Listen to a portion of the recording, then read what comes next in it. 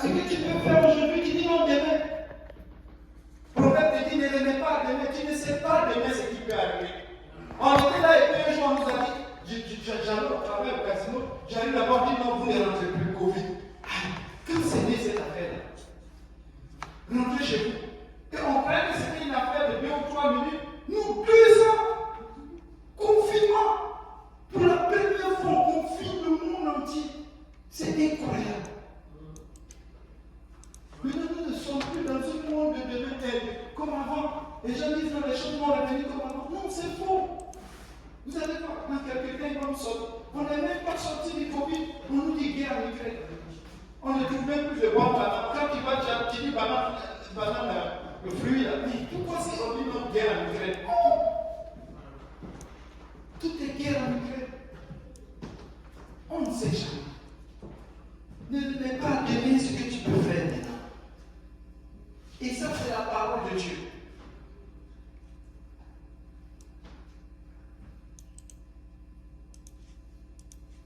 Et même la force humaine. Vous savez, tu te dis, oh, demain je vais faire ceci. Après demain je vais faire cela. Je suis capable. Je vais faire ça. Vous savez, quand on était à l'école primaire, quand quelqu'un te bouscule, tu vas chercher ton grand frère, il a la force plus que lui. Oui, il va venir, il va cogner, il va faire ceci, ou bien même c'est toi qui provoque. Mais la Bible nous dit que c'est Dieu qui a fixé les forces, la force de l'homme, c'est Dieu qui l'a fixé. Aussi costaud qu'il est, aussi baraqué qu'il est, aussi puissant qu'il est, mais si Dieu dit c'est fini pour lui, c'est fini. Il y a des choses que tu seras capable de faire, mais il y a ces choses que tu ne pourras pas. Tes capacités sont limitées.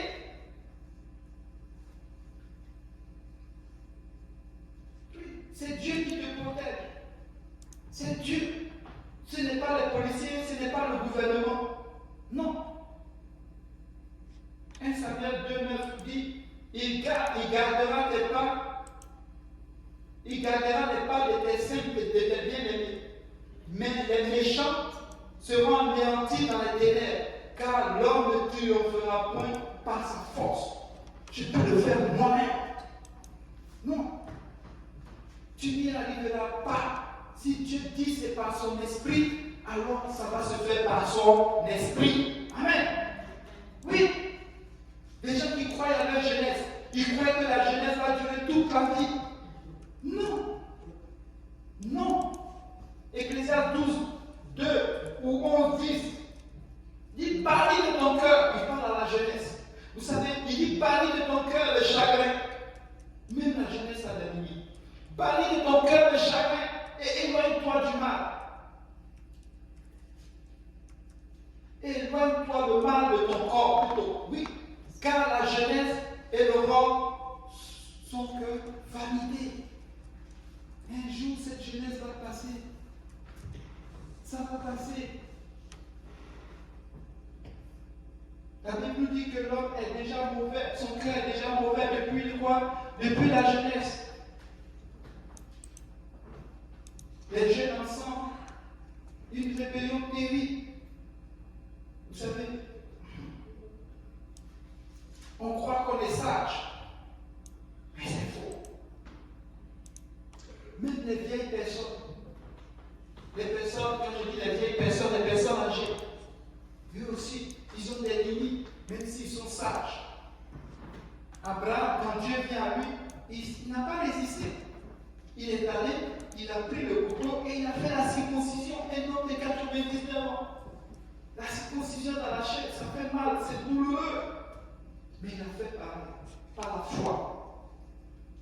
Vous savez, Salomon, pendant qu'il vivait, vous savez, il avait cette opportunité.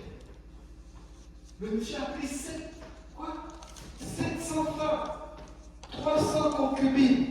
Ça fait 1000 femmes plus. Pendant qu'il est jeune, c'est bon. Vous savez, il avait des réserves de femmes pour 3 ans. Une femme par jour, quand tu calcules. Et c'est une vérité.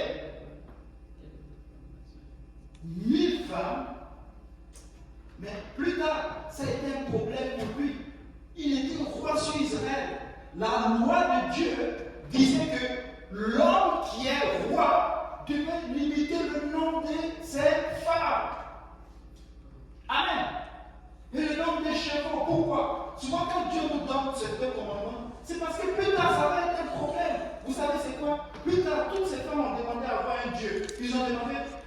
Donc Dieu vient d'habiter ici. Et comme il était faible, il a laissé faire. Tout le royaume était infecté de Dieu et étranger. Son père lui laisse un royaume prospère, mais lui, il s'en va en laissant un royaume gangréné. Vous savez, chacun de nous ici n'aimerait voir son petit-fils souffrir en train qu'il part. C'est pourquoi chacun court derrière les biens. Ah, l'argent, il faut augmenter. Là, si je ne suis pas là, ils vont bien vivre. Personne. Tout le monde. Amen. C'est pourquoi nous faisons des réserves d'argent. Nous faisons même des heures supplémentaires. Pour payer nos crédits, faire tout. Oui. Et la vérité est là. Nous payons des assurances vie pour ne pas que nos enfants souffrent. Alléluia.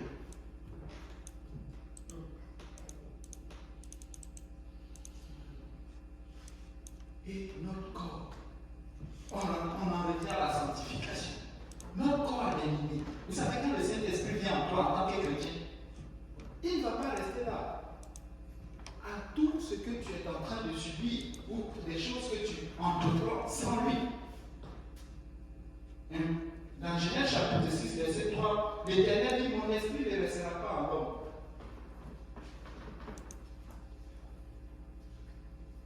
Vous savez, l'Esprit de Dieu, c'est le Saint-Esprit. Il dit, mon esprit ne restera pas en l'homme. Parce que l'homme